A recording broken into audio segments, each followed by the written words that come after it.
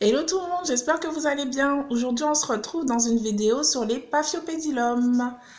Alors, en jardinerie, en supermarché, etc., on retrouve parfois des Paphiopédilum. Donc, on va surtout trouver des hybrides américains, par exemple, ou bien des Modier Fema ou des Modier Blackjack.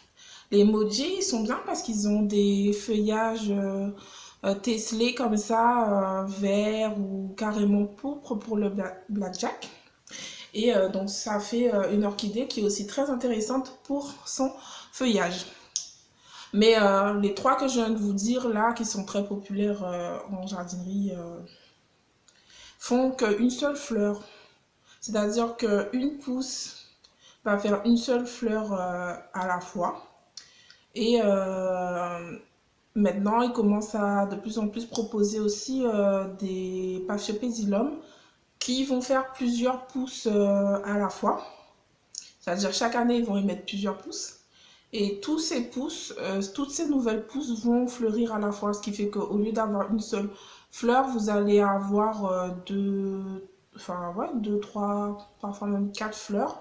Donc on a par exemple Paphiopédilum Florida, il y en a un autre encore, mais je me souviens plus du nom, je vais vous le mettre en dessous là.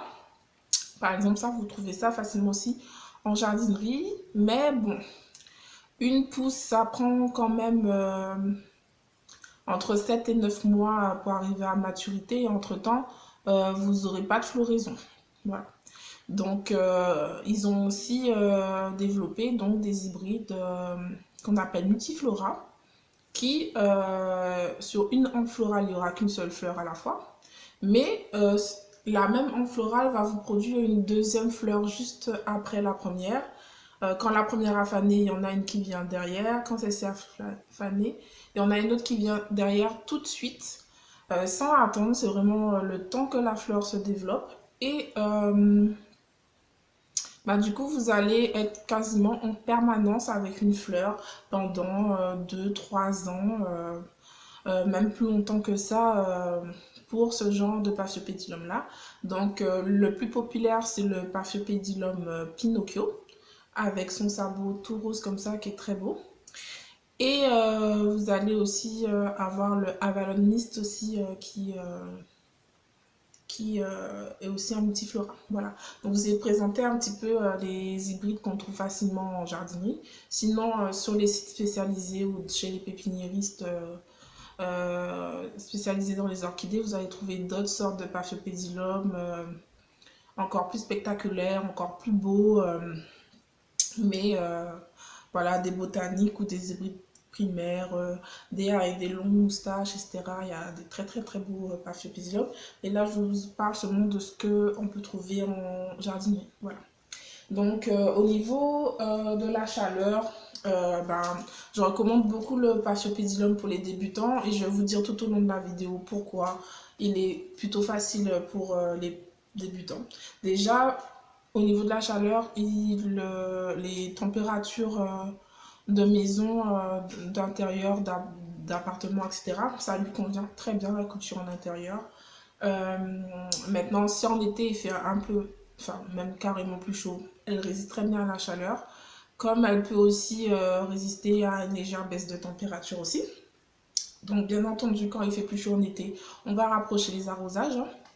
Et quand il fait plus froid en hiver, on va espacer les arrosages quand même. Mais sinon, elle, je ne l'ai pas trouvée particulièrement sensible aux variations de température entre les saisons. Voilà. Donc c'est une plante qui est plutôt déjà résistante par rapport au fait que la culture en appartement avec elle, les températures lui conviennent très bien. Donc pour les Paphiopédilum par exemple avec un feuillage vert, celles-là, vous pouvez aussi les sortir dehors au mois d'août et septembre, ça leur fera du bien pour la refloraison après. Les variations de température dans ces 2 mois-là, ça leur fait beaucoup de bien, surtout que si ça précède vraiment leur floraison, ça va vraiment les aider à refleurir. Donc comme la plupart des Paphiopédilum que j'ai, je peux vous dire que même tous, ils fleurissent au mois de septembre. Donc, si vous les aviez fait sortir dès le mois d'août, ça peut vraiment les aider à fleurir à ce moment-là. Voilà. Et sinon, les autres Paphiopédilum comme les maudiers, tous ceux qui ont des feuillages un peu testés comme ça, ceux-là, il ne faut pas les sortir, celles-là, il faut les laisser à l'intérieur. Celles-là, elles préfèrent un peu plus de chaleur quand même, donc on ne les sort pas. Sinon, au niveau des arrosages, alors le Paphiopédilum, il n'aime pas trop sécher entre les arrosages. Donc, va falloir l'arroser tous les 5 jours. Ça va pas être comme un phalaenopsis où on va l'arroser qu'une fois par semaine. Celui-là, vraiment, tous les 5 jours. Il faut vraiment éviter de trop laisser sécher les racines entre 2 arrosages parce que sinon, les racines, elles ont tendance à mourir. Il faut qu'elles soient toujours un petit peu légèrement moites quand même. Donc, on ne laisse pas drastiquement sécher le substrat entre 2 arrosages. D'ailleurs, même en été, ça en fait une des plantes que si vous partez en vacances, il va falloir la confier à quelqu'un parce que si elle a les racines qui ont complètement séché, ben là, franchement, les racines vont mourir. Voilà. Donc, c'est ce que j'ai remarqué pour les Paphiopédilum. Après, les Paphiopédilum n'ont pas beaucoup de racines. Et du coup, on les met dans des plutôt petits pots. Donc en général, elles sont vendues d'ailleurs dans des pots de 9 cm à peu près. Donc c'est pour ça aussi qu'il va falloir les arroser vraiment tous les 5 jours. Parce que plus le pot il est petit, plus il faut rapprocher un peu les arrosages. Donc printemps et automne, on va l'arroser tous les 5 jours. En été, tous les 3 jours. Et en hiver, plutôt toutes les semaines. Voilà. Maintenant, si votre Paphiopédilum a bien grandi et que vous l'avez rempoté dans un pot plus grand, genre de 12 cm, là, il va falloir l'arroser un petit peu moins. Donc, elle, à 12 cm, vous allez arroser une fois par semaine, printemps et automne. En hiver, tous les 10 jours et en été, tous les 5 jours, si c'est dans un pot de 12 cm. Voilà ce que j'ai remarqué pour les arrosages. Aussi, ce qui en fait une plante encore plus facile, c'est-à-dire que non seulement vous pouvez avoir la main un petit peu dans tous les arrosages, comme je voulais dire, plutôt que trop sec, voilà. En plus, l'eau du robinet lui convient très bien. C'est-à-dire que si l'eau est un peu calcaire, ça lui va très bien parce que contrairement aux autres orchidées, le Paphiopédilum n'est pas du tout une orchidée acidophile. Donc, au contraire, il faut faire attention que le pH dans le pot ne descende pas trop. Donc, on va plutôt l'arroser avec une eau un peu calcaire. Bien sûr, si elle est beaucoup trop calcaire, votre eau, vous allez la filtrer un peu l'eau, genre avec une carafe Brita. Parce que les carafes Brita, ça enlève pas complètement le calcaire. Hein. Vraiment même pas tant que ça. Donc, du coup, juste la filtrer avec une carafe Brita, ça va enlever ce trop de calcaire si votre trou est vraiment très dur et en laisser quand même assez pour l'orchidée. Voilà. Mais là, je parle que si l'eau est très calcaire. Maintenant, si vous avez une eau normalement calcaire, ben là, elle est parfaite pour votre Paphiopédilum. Au niveau de la fertilisation aussi, elle est vraiment très facile. Je vous recommande d'utiliser un engrais pour orchidée qui contient 2 engrais différents parce que la plupart des marques de produits pour orchidées vous vendent des engrais où il y a un engrais croissance et un engrais floraison. Donc du début du printemps à la fin de l'été, vous allez donner de l'engrais croissance puisque c'est le moment où votre orchidée est en croissance. Hein. Ça démarre dès le début du printemps avec des nouvelles pousses et tout. Et puis c'est plutôt au début de l'automne que commence la floraison. Donc printemps, été, croissance et automne, hiver, floraison. Après, si votre orchidée est un peu hors saison, ça arrive des fois qu'on achète des hybrides à n'importe quel moment de l'année, elles sont en fleurs, c'était pas trop leur moment normalement. Dans ce cas-là, référez-vous au stade de croissance de votre plante. Si toutes les fleurs sont déjà ouvertes, là vous pouvez mettre de l'engrais croissance. Maintenant, si toutes les fleurs ne sont pas encore ouvertes ou que c'est un démarrage ou une progression en floral, on est encore dans la phase de floraison. Donc vous donnerez de l'engrais floraison. Maintenant, si vous voyez rien, genre vous ne voyez pas forcément un démarrage ou des feuilles en train de pousser ou des racines en train de pousser ou pas spécialement de hampe non plus, eh ben, ne donnez rien. Attendez de voir la plante commencer à faire quelque chose pour vous décider. Voilà. En principe, si elle ne fait rien, ne donnez pas d'engrais. Voilà. Et si elle démarre une petite pousse, mettez de l'engrais croissance. Si elle démarre en floral, commencez plutôt l'engrais floraison. Voilà. Là-dessus, c'est assez évident et simple pour la fertilisation. Elle n'a pas de particularité. Ce qui en fait encore une fois, du coup, à cause de ça aussi, une orchidée assez facile de culture. Maintenant, au niveau des rempotages. Alors, si vous la cultivez en écorce de pin, donc choisissez plutôt une écorce fine. Et vous pouvez ajouter par exemple de la mousse de polyuréthane pour votre substrat retienne un petit peu plus d'eau, et aussi le fait que l'écorce de pin soit fin, ça va retenir aussi un petit peu plus l'eau que des écorces avec un plus gros calibre, parce que là ça va être plus drainant et ça va vraiment faire sécher les racines entre les arrosages. Alors choisissez plutôt des licornes fines et vous pouvez ajouter un petit peu de mousse de polyuréthane pour retenir l'eau. Je ne vous recommande pas du tout de mettre de la mousse, de la sphène par exemple, de la mousse de sphène, parce que la sphène est un petit peu trop acide aussi. Ça va mettre un petit peu trop d'acidité dans le pH de votre substrat, et comme je vous l'ai dit tout à l'heure, le Paphiopedilum n'aime pas du tout ça. Donc si vous voulez une petite mousse pour aider à garder un petit peu plus d'humidité, choisissez plutôt une mousse synthétique comme la mousse de polyuréthane plutôt que une mousse naturelle comme la sphène. Voilà.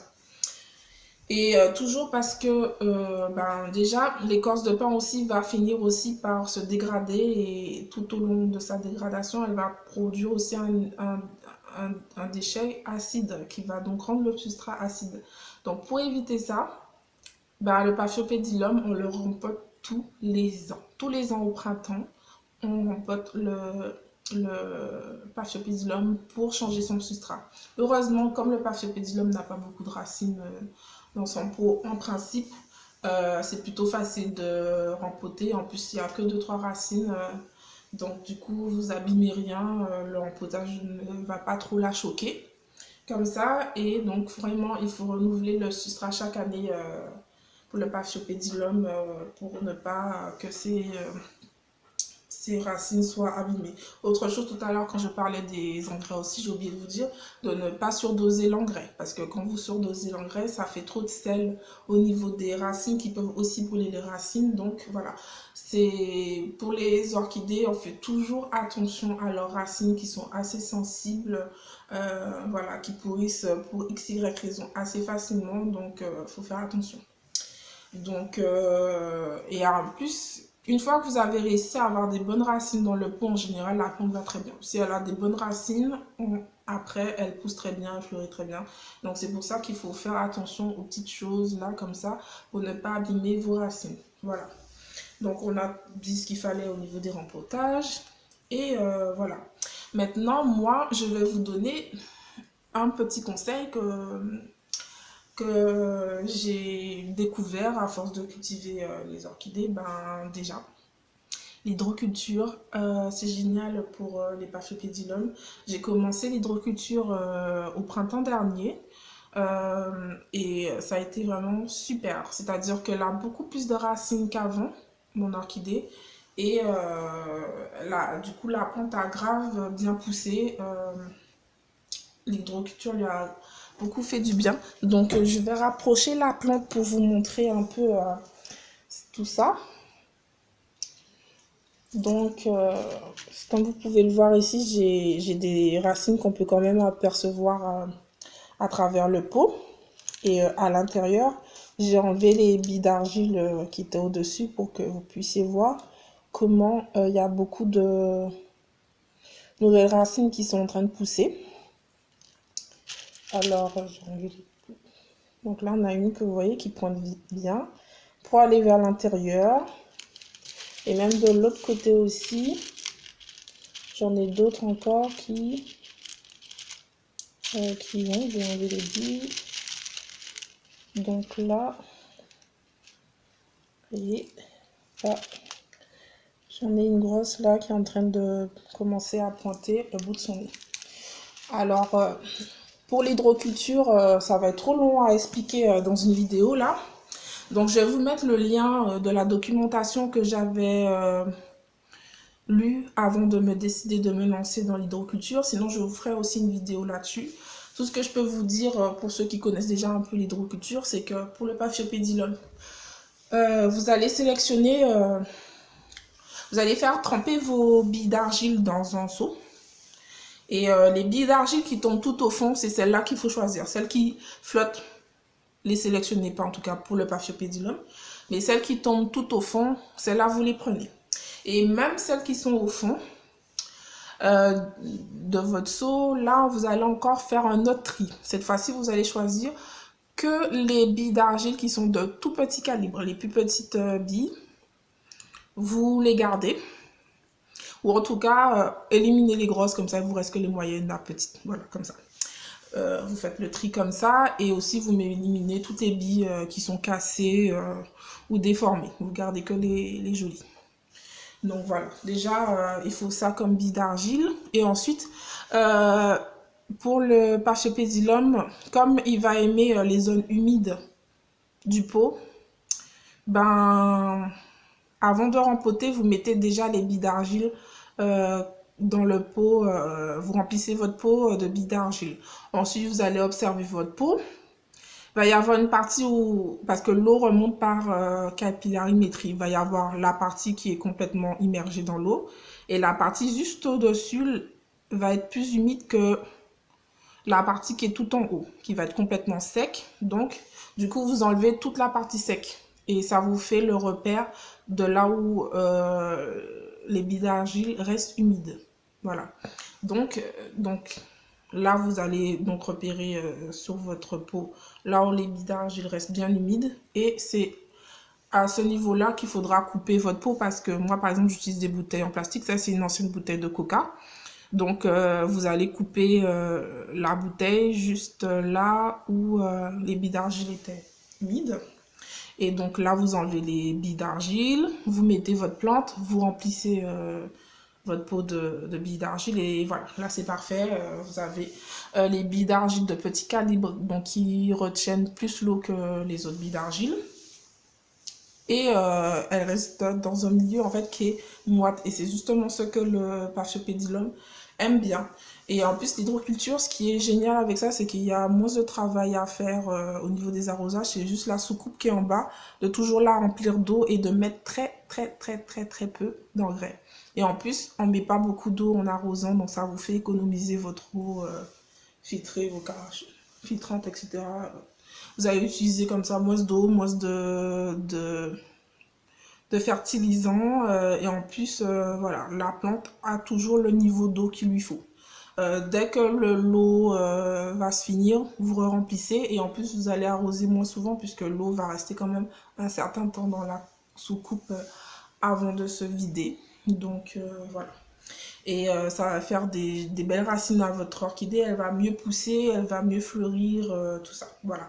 Après, moi, j'ai eu des problèmes de cochenille, j'avais 3 autres Paphiopedilum avant, et j'ai eu un gros problème de cochenille parce que cet été, j'ai pas eu le temps de m'occuper de mes plantes, donc j'ai perdu quelques orchidées à cause des cochenilles, mais du coup, comme j'ai trouvé le ticket d'or magique de l'hydroculture, que ça marche trop bien avec mes Paphiopedilum, donc je vais me racheter des Paphiopedilum et les mettre aussi en hydroculture. J'ai essayé l'hydroculture sur plusieurs plantes.